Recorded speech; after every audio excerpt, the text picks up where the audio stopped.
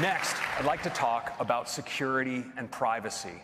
You know, one of the reasons that people choose Apple products is because of our commitment to security and privacy.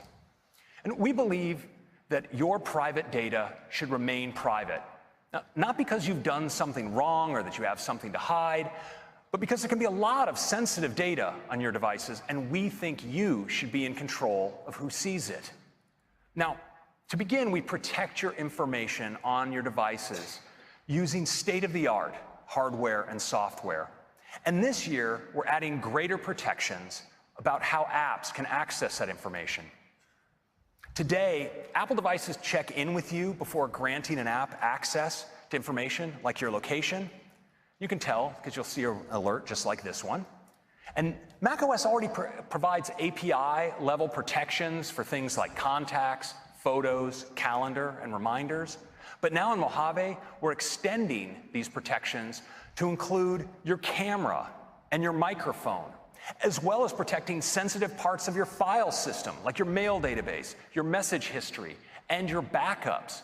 And all of this is protected by default for any app that you run on the system. Important protection.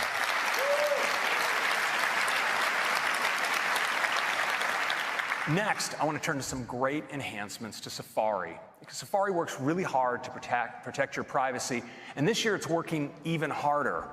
Last year, we introduced intelligent tracking prevention to dramatically reduce the ability for apps to track you across websites using cookies. This is the kind of thing where you look at a product on one site, and then you move to another site, and somehow this is just following you wherever you go. Well, we've all seen these like buttons and share buttons, and these comment fields.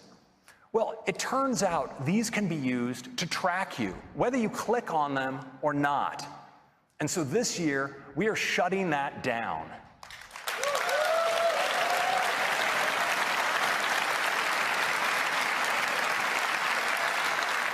Now, if you do want to interact with one of these, or one of these apps tries to access that information, you'll get this, and you can decide to keep your information private. Now, next, let's talk about fingerprinting. You know, data companies are clever and relentless. And in addition to cookies, they use another method called fingerprinting. And here's how it works.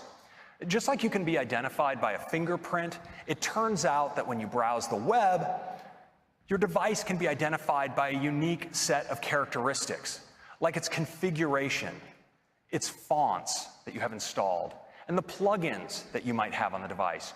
And these data companies can use this set of characteristics to construct a unique fingerprint to track your device from site to site.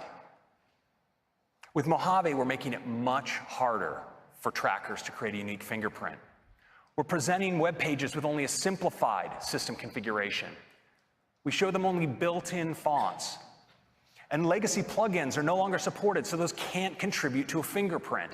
And as a result, your Mac will look more like everyone else's Mac, and it will be dramatically more difficult for data companies to uniquely identify your device and track you.